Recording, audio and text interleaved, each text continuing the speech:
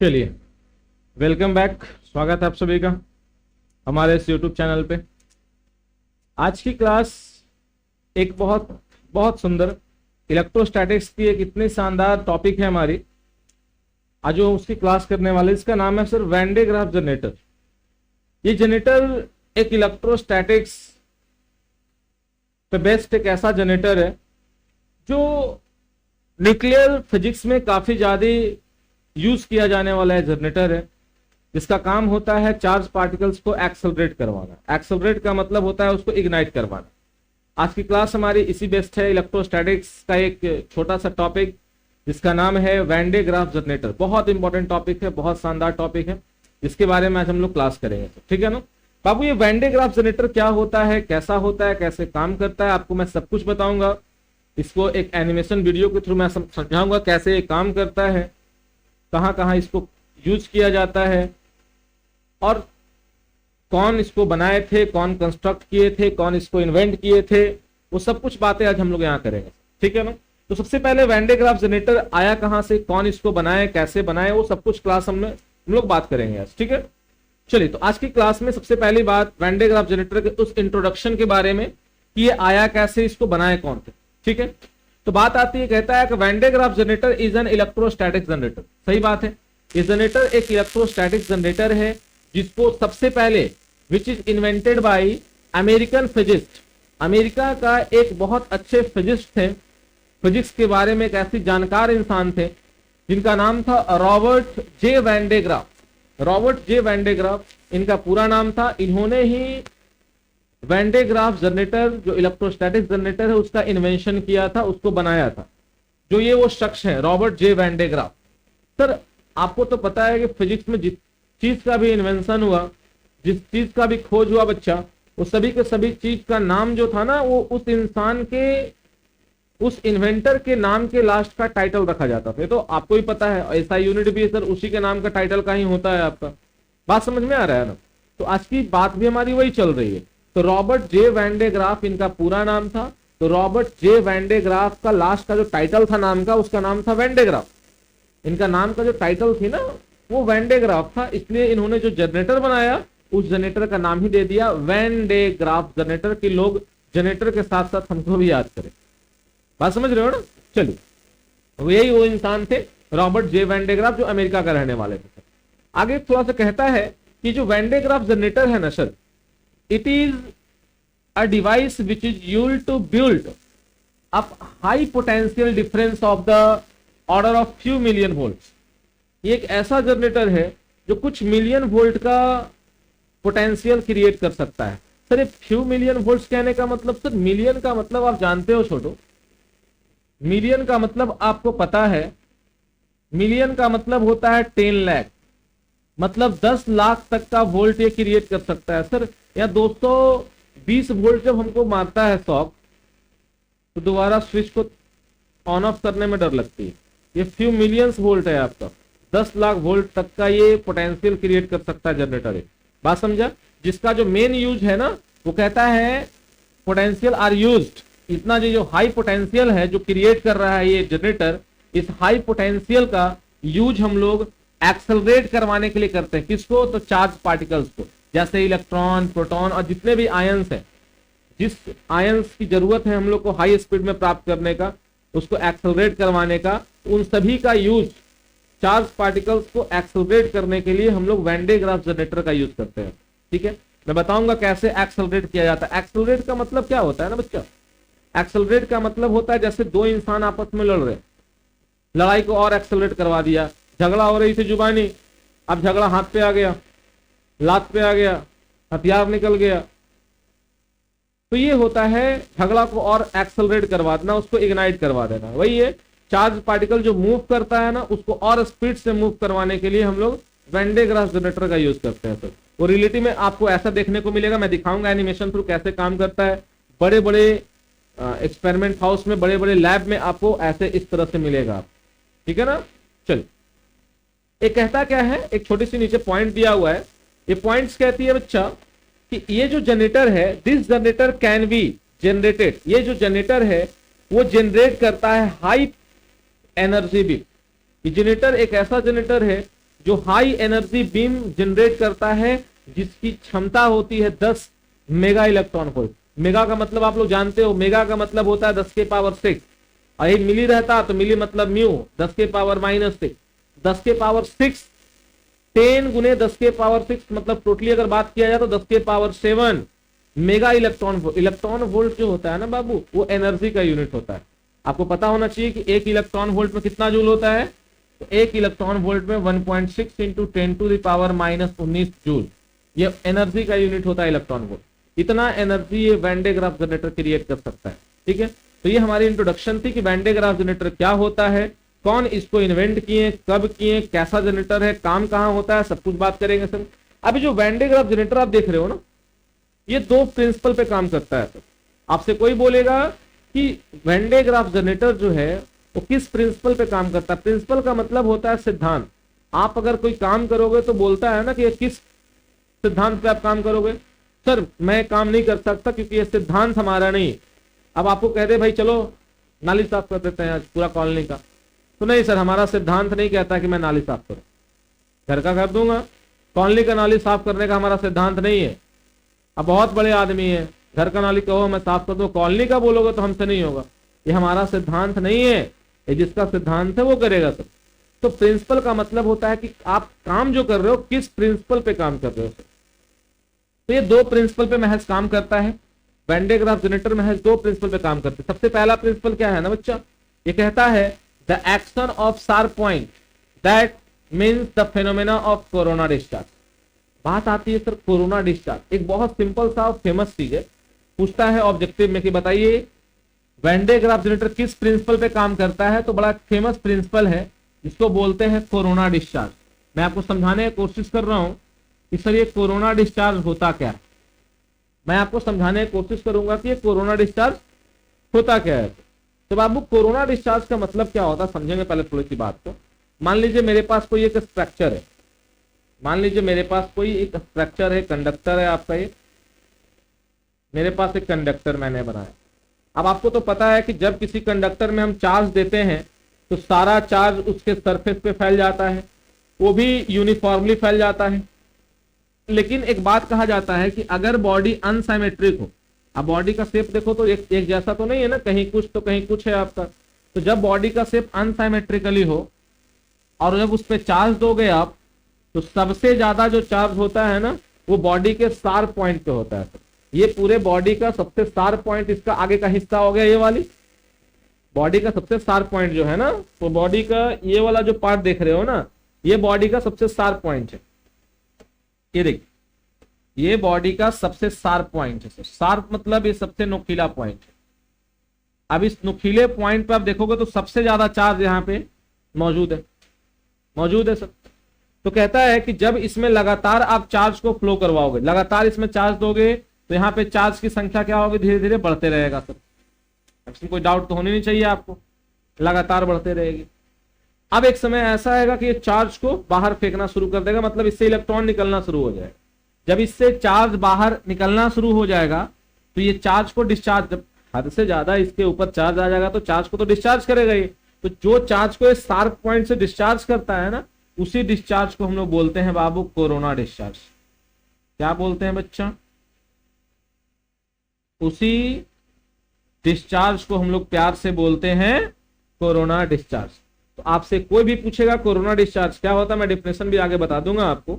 आपसे कोई भी पूछेगा कोरोना डिस्चार्ज क्या होता है, तो सिंपल से शब्दों में आंसर देने क्या देना है कि जब किसी बॉडी में हम लोग चार्ज देते हैं, उसको चार्ज करते हैं, तो बॉडी का सबसे ज्यादा चार्ज उस बॉडी के शार्प पॉइंट पे होता है, नुकीले पॉइंट पे होती है, और उस शार्प पॉइंट से जो चार्ज डिस्चार्ज होता है, अब कॉन्टिन्यूसली तुम उसको चार्ज देते जाओगे तो चार्ज की संख्या बढ़ेगी आपकी शार्प पॉइंट पे, और यही चार्ज जब इस पॉइंट से डिस्चार्ज होता है तो इस घटना को, इस फेनोमेनन को हम लोग कोरोना डिस्चार्ज करते हैं। तो यही प्रिंसिपल पे हमारा वो काम भी करेगा वैन डे ग्राफ। जब मैं पढ़ाऊंगा कंस्ट्रक्शन तो आप देखना कैसे काम करता है, ठीक है।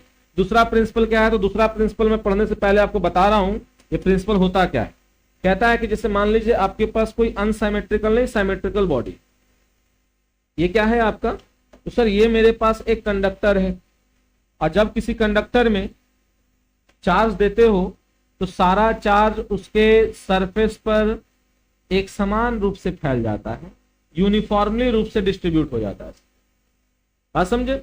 जब किसी बॉडी पे हम चार्ज देते हैं तो सारा चार्ज इस बॉडी के सरफेस पे यूनिफॉर्म रूप से फैल जाता है।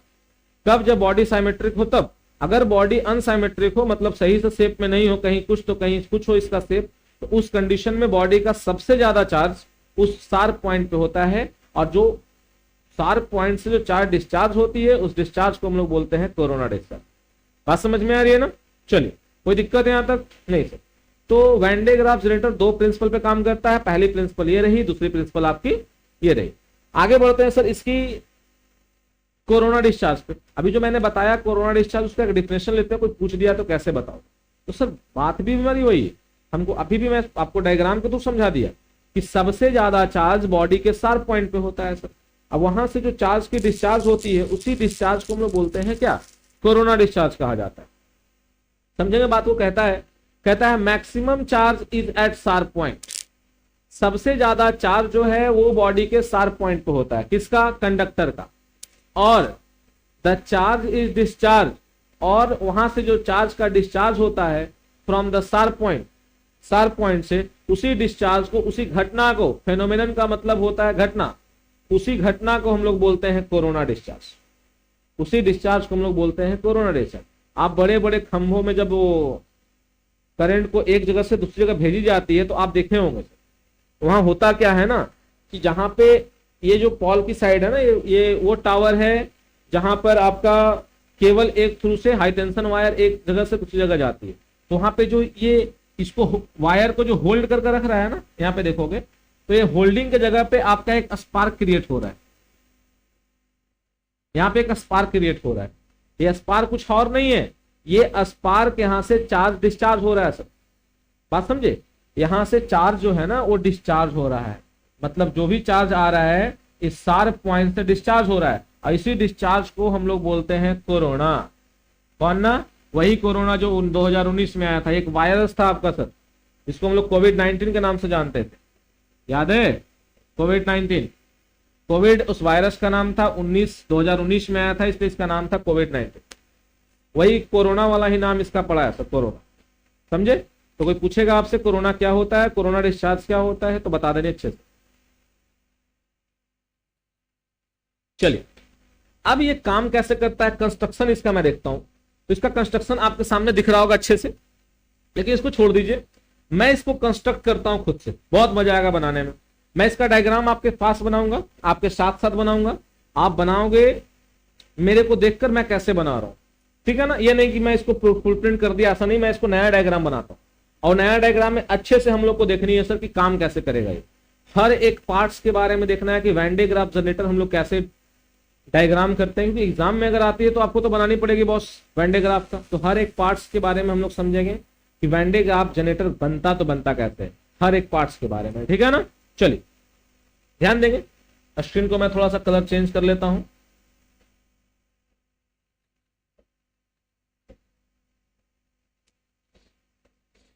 चलिए, स्क्रीन में ब्लैक कर लिया।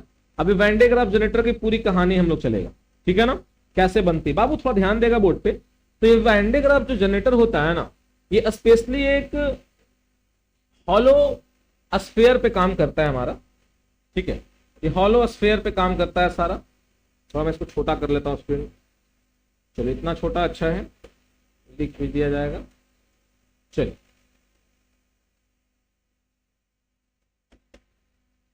आइए। तो मैंने क्या किया कि एक हॉलो स्फीयर लिया, ठीक है? कोई इशू नहीं होनी चाहिए इसमें। एक हॉलो स्फीयर लिया सर। अब ये स्फीयर को जो देख रहे हो ना, ये स्फीयर को मैंने एक खंभे पे खड़ा किया, क्योंकि ये हॉलो स्फीयर था, खोखला है।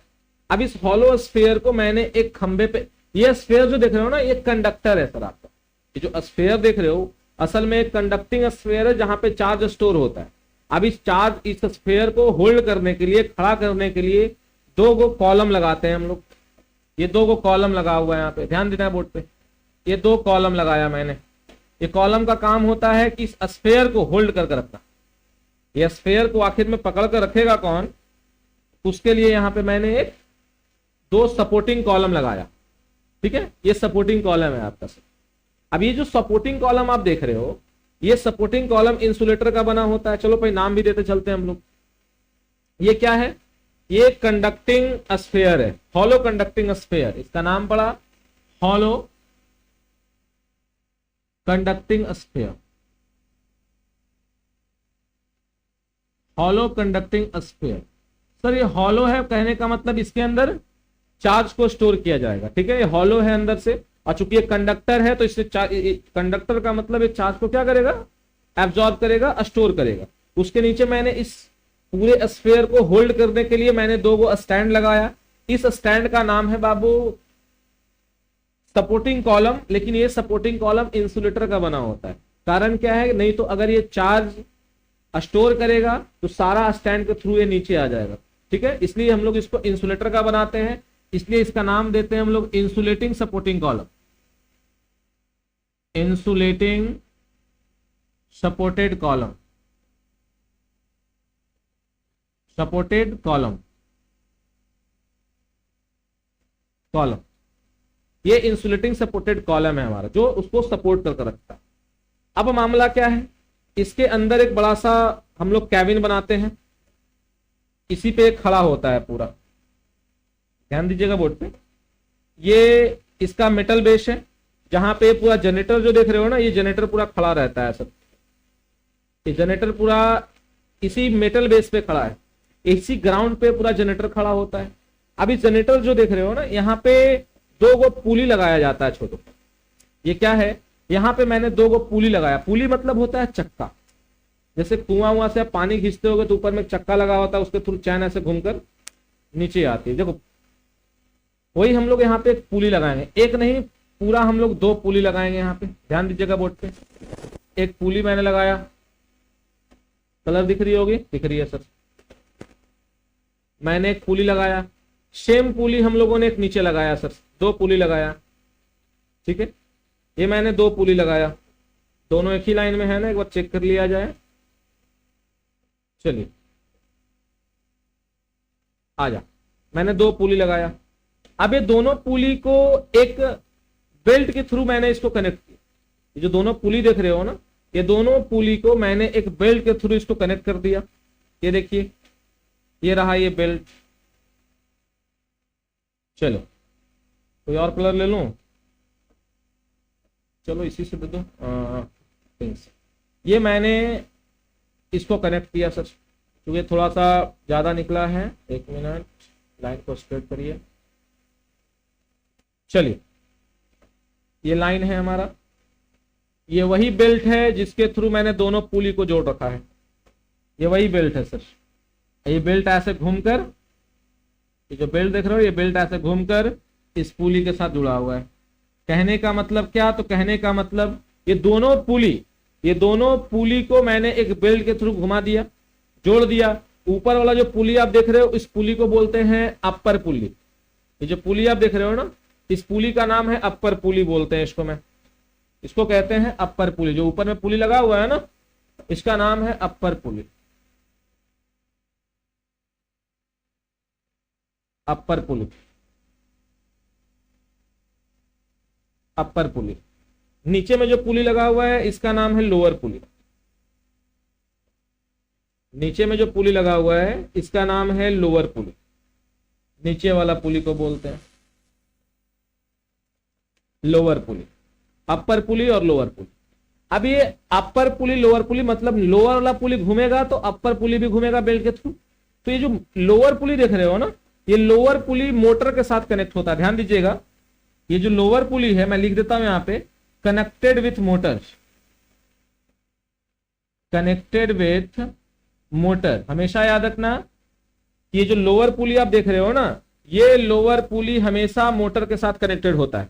कहने का मतलब ये लोअर पुली को मोटर जब घुमाएगा तो बेल्ट भी घूमेगा, और जब बेल्ट घूमेगा तो अपर पुली भी आपका क्या होगा? घूमेगा, ठीक है। जब मैं इसको एनिमेशन दिखाऊंगा तो आप वहां पे देखना कि कैसे लोअर पुली आपका मोटर के साथ कनेक्ट होता है। आपसे पूछेगा, क्वेश्चन ऑब्जेक्टिव में पूछती है कि वैन डे ग्राफ जनरेटर में जो दो पुली होता है, उसमें लोअर पुली, उसमें कौन सा पुली जनरेटर के साथ, सॉरी मोटर के साथ कनेक्टेड होता है आपका, तो हम बोलेंगे लोअर पुली। कैसे होता है, जब एनिमेशन देखो, अभी डायग्राम सीखो कैसे बनाई जा रही है हर एक पार्ट्स के बारे में, उसके बाद मैं सिखाऊंगा आपको कि कैसे वैन डे ग्राफ जनरेटर काम करता है, ठीक है ना। एनिमेशन वीडियो दिखाऊंगा कैसे, वो हर एक पार्ट्स के बारे में दिखाऊंगा आपको कि जब घूमेगा तो ये बेल्ट ऊपर जाएगा, इधर घूमकर फिर वापस कहाँ आएगा, नीचे आ जाएगा, ये बेल्ट की डायरेक्शन। अब होता क्या है, इसको मोटर के साथ कनेक्ट किया, मैंने घुमाया, अब यहाँ पे एक हाई टेंशन सोर्स ले लिया, ये देखो सोर्स मतलब बैटरी है, ये high tension ST HRT high tension source, जहां से पावर मिलेगा, इसको पावर सोर्स भी बोल सकते हो। इसके थ्रू मैंने एक कॉम को लगाया सर, इसके थ्रू मैंने एक स्ट्रक्चर लिया। स्ट्रक्चर कैसा था, थोड़ा ध्यान देंगे बोर्ड पे। अब देखिए ये लग रहा है कि सर एक कंघी के जैसा है, कंघी का जो नोब होता है ना, उस नोब के जैसा मैंने एक स्ट्रक्चर बनाया, इसको बोलते हैं कॉम। ये कंघी के जैसा आगे नुकीला नुकीला धार देख रहे हो ना, ये कॉम है सर आपका। इस कॉम को हम लोग, इसको थोड़ा सा और ऊपर कर लो ताकि पूरा का पूरा प्लेट हमारा जाए ऊपर। सॉरी कुछ छूट गया, चलिए थोड़ा सा ऊपर ले लिया मैंने, इसको थोड़ा सा डाउन कर लिया। चलिए अब सेम टू सेम कॉम जो है, एक पीस और लगा हुआ था, लेकिन ये ऊपर लगा हुआ था बॉस, यहां पे लगा हुआ था, ध्यान देगा बोर्ड पे, ऐसे लगा हुआ था, ठीक है। ये दो कॉम है, दूसरा कॉम जो है ना वो स्फेयर से कनेक्टेड था, पहला कॉम पावर सोर्स से कनेक्टेड है। ये नीचे वाला कॉम को हम लोग बोलते हैं स्प्रे कॉम, ध्यान देना बोर्ड पे, नीचे में जो कॉम लगा हुआ है ना, इस नीचे कॉम को हम लोग बोलते हैं स्प्रे कॉम। क्या कहते हैं इसको बाबू, स्प्रे कॉम। स्प्रे कॉम क्योंकि ये चार्ज को स्प्रे करता है, ऊपर वाला कॉम चार्ज को कलेक्ट करता है, इसलिए इस कॉम का नाम पड़ा है कलेक्टिंग कॉम। इसको बोलते हैं कलेक्टिंग कॉम कहा जाता है, ठीक है। तो वैन डे ग्राफ जनरेटर में दो तरह का कॉम यूज करते हैं, एक नीचे में जो कॉम लगता है हाई टेंशन सोर्स के साथ जुड़ा होता है, उसको बोलते हैं स्प्रे कॉम। एक ऊपर में हॉलो स्फेयर के साथ जुड़ा होता है, इसको बोलते हैं कलेक्टिंग कॉम। स्प्रे का काम क्या है सर, ये चार्ज को स्प्रे करेगा और ये चार्ज को कलेक्ट करता है, इसलिए इसका नाम पड़ा है जो नाम मैंने बताया आपको, ठीक है। अब सुनो मकसद और मामला क्या होता है। मामला होता है क्या सर, ये काम कैसे करता है। अब ये काम कैसे करता है थोड़ा समझ लेना बोर्ड पे पहले अच्छे से, पूरा मामला और पूरा मकसद क्या है सर इसका। देखो बाबू ये काम कैसे करता है, इसका काम है चार्ज को स्टोर कर हाई वोल्टेज का करंट देना। मैंने बोला कि मेरे घर में सर वोल्टेज बहुत लो है, इसका क्या मतलब है, मेरे घर में वोल्टेज लो है, इसका क्या मतलब है सर, तो इसका मतलब है कि आपके घर में जो करंट आ रहा है वो कम आ रहा होगा। करंट कम आ रहा मतलब कि इलेक्ट्रॉन कम आ रहा होगा सर। मामला तो सब एक दूसरे से जुड़ा हुआ ही है। तो कहने का मतलब ये चार्ज को कैसे देगा आपको, एक्सेलरेट कैसे करवाएगा। सुनना है काम कैसे करता है। जब मैंने यहां से स्विच ऑन किया हाई टेंशन सोर्स से, जैसे ही स्विच ऑन किया तो यहां से जो चार्ज है ना, यहां से जो चार्ज देख रहे हो, ये सारा चार्ज आकर यहां फ्लो करने लगा। ये चार्ज आगे की ओर जा रहा है और सारा का सारा चार्ज इस कॉम्ब के नुकीले पार्ट पे आ गया। सही बात है, सबसे ज्यादा चार्ज हमारा बॉडी के शार्प पॉइंट पे होता है। और देखो मैंने कॉम्ब का स्ट्रक्चर भी वैसे बनाया था, शार्प नुकीला जैसा।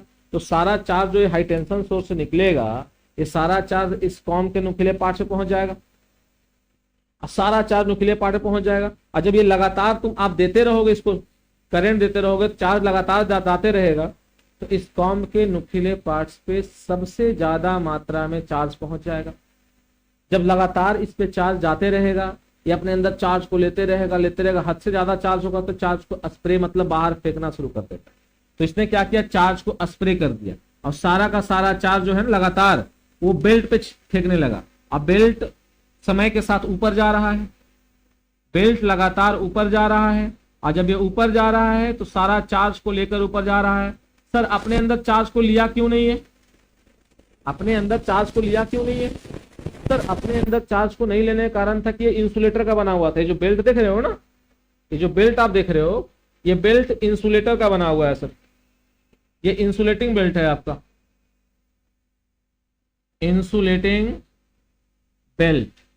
ये बेल्ट इंसुलेटर का बना होता है, या हो सकता है ये बेल्ट रबड़ हो, इंसुलेटर में रबड़ हो, या रेयन हो, कुछ भी हो सकता है ये बेल्ट बनने का। सिल्क का भी बना सकते, सिल्क का नहीं बनाओगे, रेयन या रबर का बना सकते हो बेल्ट को, ठीक है। ये चार्ज को ऊपर लेकर गया, और जब चार्ज को ये ऊपर लेकर गया तो सारा चार्ज कॉम कलेक्ट किया। जो चार्ज बेल्ट लेकर जा रहा है और कॉम यहां से कांटेक्ट में है, तो कॉम के थ्रू ये बेल्ट, कॉम के थ्रू ये चार्ज इस स्फीयर के सरफेस पे आ गया सर। देखो तो काम कैसे कर रहा है, नीचे से चार्ज दिया जा रहा है,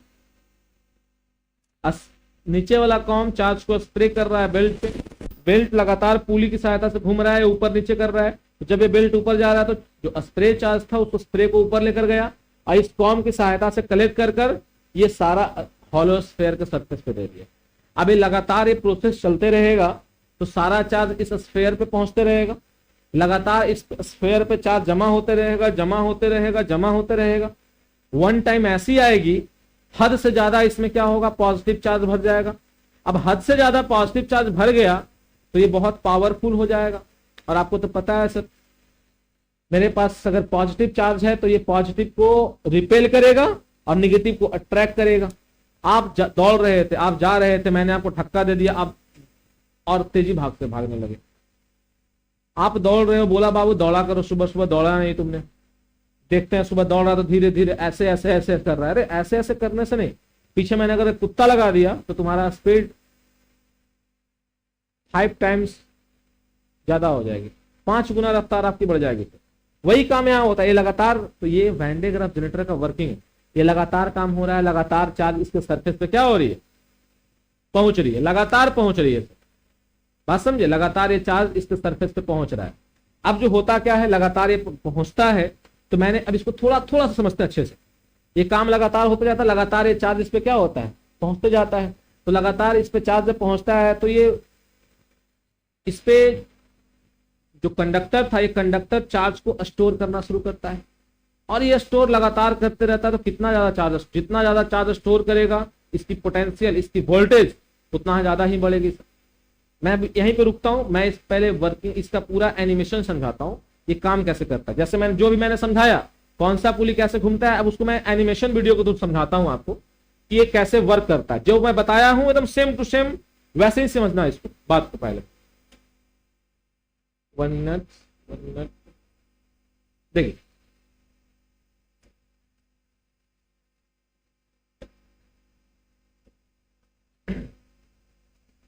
आप इसको थोड़ा समझने की कोशिश करना, ये काम कैसे करता है सर।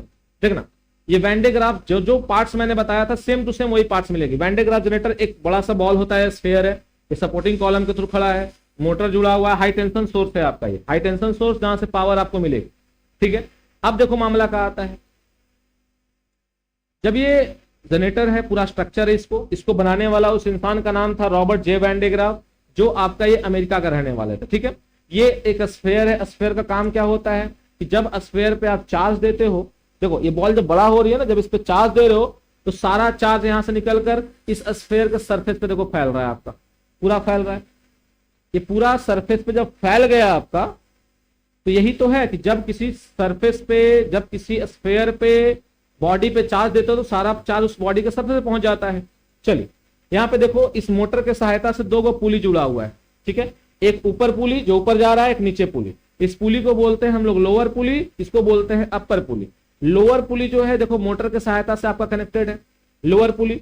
और ये जो लोअर पुली देख रहे हो ना, कनेक्टेड है, यहाँ पे एक कॉम आया, कंघी के जैसा आया है। अब ये कॉम जो है देखो हाई टेंशन सोर्स के बैटरी के साथ जुड़ा हुआ है, ये कॉम कंघी के जैसा है, इसको बोलते हैं हम लोग स्प्रे कॉम। इसका नाम क्या है, स्प्रे कॉम, जो रबर बेल्ट के साथ आपका सटा हुआ है। ये आपका बैटरी सोर्स जहां से पावर इसको मिलेगा। यहाँ पे अपर पुली के पास एक कॉम लगा होता है जो चार्ज को स्टोर करता है, इसका नाम है कलेक्टिंग कॉम। इस कॉम का नाम ही है कलेक्टिंग कॉम। ये स्फीयर के साथ जुड़ा होता है, ध्यान दो, जो चार्ज को स्फीयर के पास भेजेगा। जब ये मोटर रोटेट करता है ना बाबू, जब भी ये मोटर रोटेट करता है तो ये पुली, लोअर पुली घूमता है, और लोअर पुली के साथ ये बेल्ट जब घूमेगा तो बेल्ट की सहायता से अपर पुली भी घूमती है।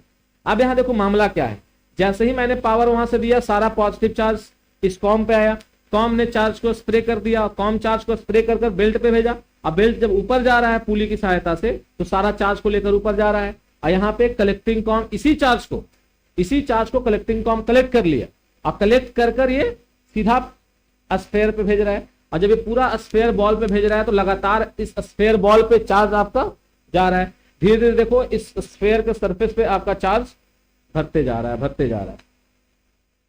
बात समझे? यही काम होती है सर। यहाँ पे सारा स्ट्रक्चर देखो, वैन डे ग्राफ जनरेटर का जो सारा स्ट्रक्चर होता है उसी ढंग की होती है।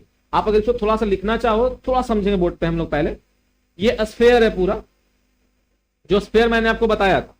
ये जो स्फेयर है ये आपका हॉलो स्फेयर है, हॉलो कंडक्टिंग स्फेयर है। थोड़ा सा चलिए छोड़िए, इसको चला गया ये। हाँ देखो, मैंने यही बताया था आपको, जैसे इसको मैंने बताया सेम टू सेम आप देखे वैसे ही काम कर रहा है। तो मैंने जब तो थ्योरी बताया, अब आपको अच्छे समझ में आ गया और काम कैसे करता है। यही लोअर पुली रोटेट होता है मोटर की सहायता से। तो ये कॉम की सहायता से जो चार्ज आ रहा है वो चार्ज को बेल्ट लेकर ऊपर गया, कलेक्टिंग कॉम के थ्रू स्फेयर पे भेज दिया। अब ये काम कैसे करता है सर? तो अभी देखो होता क्या है ना कि जहां आपको टारगेट पे हीट करवाना है, जैसे मान लो मेरे पास एक टारगेट है, ये देखिए मेरे पास एक टारगेट है, ये इसके अंदर आयंस भरे हुए हैं। आयंस मतलब प्लस बोलो माइनस बोलो, आप जो बोलो उसको, चलो मैं प्लस ही लेता हूं। इसके अंदर मान लो प्लस भरा हुआ है। अरे भरा हुआ है मतलब कि इसमें पॉजिटिव चार्ज पहले से मौजूद है, ठीक है। क्योंकि ये आयन सोर्स है, जहां पे आयन बहुत ज्यादा मात्रा में होती है। ये आयन सोर्स है, बहुत ज्यादा मात्रा में आयन है इसमें। अब ये आयन है तो ये पॉजिटिव चार्ज जो है इस नाली में भरा हुआ है। और नीचे एक टारगेट हम लोग फिट करते हैं कि देखो भाई इसी टारगेट पे आपको हीट करवाना है। ये टारगेट हुआ हमारा, ये टारगेट है आपका, ये टारगेट है आपका। टारगेट मतलब सर न्यूक्लियर पावर प्लांट में इसको यूज किया जाता है। मैं बताऊंगा कैसे यूज किया जाता है। ये पॉजिटिव चार्ज है, प्रोटॉन है चाहे जो बोलो, ये पॉजिटिव चार्ज को एक्सेलरेट करवाना, मतलब कि जो मूव कर रहा है ना ये, इसको और हाई स्पीड से मूव करवाना है। तो सर ये पॉजिटिव चार्ज है आपका है इस स्फीयर पे। अब लगातार ये पॉजिटिव चार्ज इसमें फुलफिल होते रहेगा तो काफी ज्यादा मात्रा में इसके अंदर पॉजिटिव चार्ज आ जाएगा। और आपको पता है कि पॉजिटिव चार्ज को रिपेल करता है। तो इस नली में, इस ट्यूब में जो चार्ज भरा हुआ है पॉजिटिव, अगर इसको एक बार हीट करवाएंगे इससे, एक बार जैसे जनरेटर को ऑन किए इस टारगेट पे, इस ट्यूब पे, तो इस ट्यूब के अंदर जो पॉजिटिव चार्ज था, ये पॉजिटिव चार्ज उसको काफी हाई फोर्स से उसको रिपेल मारेगा, धक्का मारेगा, ऐसे कस कर धक्का मारेगा। क्यों? क्योंकि ज्यादा मात्रा में पॉजिटिव चार्ज आ गया है इस पे। तो कस कर हीट मारेगा तो एक कस कर मूव करेगा, काफी हाई स्पीड से मूव करेगा। और यही तो मेरे को करना है सर, आयंस को स्पीड को बढ़ानी है, आयंस को एक्सेलरेट करवाना है। इसलिए इस ट्यूब का नाम ही पड़ा है आयंस ट्यूब। इसके अंदर केवल और केवल आयन भरा होता है, इसलिए इस ट्यूब का नाम पड़ा है आयन ट्यूब। ठीक है, बात समझे? यही जनरेटर का मुख्य उद्देश्य होता है। सर इसका काम कैसे करते हैं हम लोग? आपको पता होना चाहिए कि यूरेनियम एक रेडियो एक्टिव एलिमेंट है। उसको आपको तोड़ने के लिए उस पर हाई एनर्जी से, हाई स्पीड से आपको हीट करवाना होगा यूरेनियम पे, तब जाकर यूरेनियम टूटेगा, ब्रेक करेगा और तब जाकर उससे एनर्जी रिलीज होती है। मतलब एक बार यूरेनियम को आपको तोड़ना होगा सर, तो रिएक्शन लगातार शुरू होता है। उस रिएक्शन को शुरू करने के लिए आपको आयन से, हाई स्पीड आयन से आपको हीट करवाना होगा। वो हाई स्पीड आयन आएगी कहां से? तो हाई स्पीड आयन यहां से क्रिएट होती है। आयन का स्पीड होता है, लेकिन उसकी स्पीड, उसको एक्सेलरेट करवाने का काम हम लोग वैन डे ग्राफ जनरेटर से करते हैं। बात समझे? अगर नहीं तो ये चार्ज आपके अंदर भी आ सकता है। जैसे मान लो मैंने क्या किया कि सर इस बॉल को ऐसे पकड़ लिया, ये जो देख रहे हो ना स्फीयर, इस स्फीयर पे मैंने ऐसे हाथ रख दिया। जैसे ऐसे हाथ रखा तो स्फीयर पे जो चार्ज है वो सब आपके बॉडी के अंदर आया, क्योंकि आप भी तो एक कंडक्टर ही हो ना। तो सारा चार्ज आप बॉडी के अंदर आ रहा है। तो आपका जो बाल है ना, देखने को मिलता है हमारा बाल जो है पूरा बाल ऐसे खड़ा हो जाता है, ऐसे सारा बाल ऐसे खड़ा हो गया, आपका पूरा बाल खड़ा हो गया। बात समझे? ऐसे खड़ा हो जाएगा। महिला रहोगे तो पूरा मोर के जैसा ऐसा फैल जाएगा।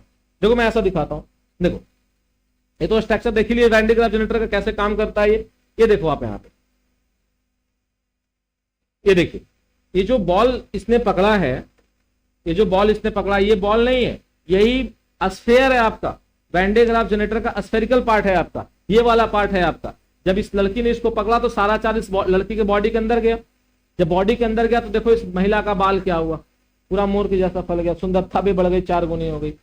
सेम प्रोसेस यहाँ पे जब इसने हाथ से पकड़ा तो सारा चार्ज इस बॉडी के हाथ से गया। अब बॉडी, ये जो लड़की है ना, लड़की का जो बॉडी के अंदर जो बाल था वो बाल आपका सारा फैल चुका है। ये देखो वेन डे ग्राफ जनरेटर का स्फेरिकल पार्ट, सारा चार्ज यही जमा होता है। बॉडी का वेन डे ग्राफ जनरेटर का जो चार्ज है ना वो इसी स्फेयर पे जमा होता है। इस लड़की ने इसको छुआ तो लड़की का बाल पूरा खड़ा हो गया, मतलब सारा चार्ज लड़की के अंदर गया। अब ये लड़की को कोई और लड़की, दूसरी लड़की पकड़ी तो अब इसमें से चार्ज होते हुए इस लड़की के अंदर आए, देखो इसकी भी बाल शुरू हो रही है खड़ा होना। तो जनरेटर ऐसे काम करती है। बात समझ में आ रहा है? सारा काम, सारा प्रोसेस आपका वही है, वेन डे ग्राफ जनरेटर का ही है। देखो यहाँ पे जो मैं लिखवाया हूं सब कुछ वही, जो मैं पार्ट्स के बारे में बताया था कि जो इंसुलेटिंग पिलर से a Van de Graaff generator, the essential part of the Van de Graaff generator are show in figure. Van de Graaff generator का जो एसेंशियल पार्ट्स है वो आपका फिगर में दिखाया गया है। It is large spherical conducting shell of radius, कुछ मीटर के जैसा रेडियस होता है उस बॉल का। This is supported by 2 insulating pillar. ये जो स्फेरिकल कंडक्टिंग बॉल जो होता है, स्फेयर जो होता है, उस स्फेयर को खड़ा करने के लिए 2 गो इंसुलेटिंग पिलर का यूज करते हैं। ठीक है, उसमें 2 लॉन्ग नैरो बेल्ट रैप्ड होता है, एक बेल्ट होता है जो इंसुलेटर का बना होता है जो दोनों पुली को जोड़ता है। ये इंसुलेटिंग मटेरियल, जो बेल्ट जो होता है वो इंसुलेटिंग मटेरियल जैसे सिल्क हो गया, रबर हो गया, रेयन हो गया, ये सब चीजों से बना होता है। वही सब पार्ट्स के बारे में यहाँ पे बताया गया है। ठीक है ना, 2 गो कॉम लगा होता है। पहला कॉम जो चार्ज को स्प्रे करता है उसका नाम है स्प्रे कॉम। दूसरा कॉम जो ऊपर में लगा होता है उसको बोलते हैं कलेक्टिंग कॉम। सारा चार्ज यहीं से है आपका। और लास्ट में बोला क्या है कि the whole part of the generator, ये जो जनरेटर है ना उसका पूरा का पूरा पार्ट इनक्लोज होता है स्टील चैम्बर में। मतलब पूरा जनरेटर एक स्टील के चैम्बर में बंद होता है और उस चैम्बर के अंदर हम लोग नाइट्रोजन और मीथेन गैस भर देते हैं पूरी तरह। जैसे मैंने जनरेटर को दिखाया आपको, ये जनरेटर आपने देखा, ये जनरेटर एक इंसुलेटिंग नहीं, ये जनरेटर एक सपोर्टिंग कॉलम के साथ तो खड़ा हुआ है ही। बस थोड़ा सा 1 मिनट इसको मैं खड़ा कर देता हूं ऐसे। देखिए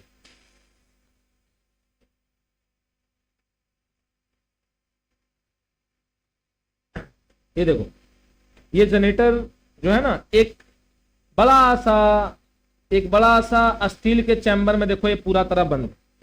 ये मैंने स्टील के चैम्बर लिया, एक चैम्बर बना रहा हूं। इस चैम्बर के अंदर ये पूरा बॉल जो पूरा जनरेटर है ना वो इनक्लोज हो चुका है सर। ये देखिए, देख रहे हो, ये पूरा का पूरा जनरेटर जो है ये स्टील के चैम्बर में आपका बंद हो चुका है। ठीक है, ये पूरा जनरेटर पैक हो चुका है। अब इस जनरेटर के अंदर जो होता है, हम लोग खास कर हम लोग नाइट्रोजन या फिर मीथेन गैस भर देते हैं। हाइड्रोजन या मीथेन गैस इसके अंदर भर देते हैं ताकि बाहरी इन्वायरमेंट के चक्कर में, बाहरी इन्वायरमेंट के संपर्क में, कांटेक्ट में पूरा जनरेटर ना आए और अफेक्टेड ना हो। ठीक है, ये पूरा वेन डे ग्राफ जनरेटर का आपका हर एक पार्ट्स के बारे में बताया गया, कैसे काम करता है। मैंने एनिमेशन वीडियो के थ्रू भी मैंने आपको इसको बता दिया। ठीक है ना, चलिए अब इसका यूज कहां कहां करते हैं बाबू, थोड़ा सा ध्यान देंगे बोर्ड पे। इसका यूज जो होता है ना बच्चा, इसका यूज सबसे पहले हम लोग न्यूक्लियर फिजिक्स में करते हैं। कहता है the beam of accelerated charge particles are used to trigger nuclear reaction. मैंने तो बोला अगर एक यूरेनियम को तोड़ना है आपको, यूरेनियम 92 और 238, इस यूरेनियम को तोड़ना है तो आपको हाई एक्सेलरेटेड चार्ज पार्टिकल से आपको हीट करवाना होगा। जब तक हीट करवाइएगा नहीं सर तब तक ये रिएक्शन स्टार्ट नहीं होगा। तो इस रिएक्शन को स्टार्ट करने के लिए, इस न्यूक्लियर रिएक्शन को स्टार्ट करने के लिए आपको वेन डे ग्राफ जनरेटर का यूज करना ही करना होगा। दूसरा, the beam is use to break atom for various experiment in physics.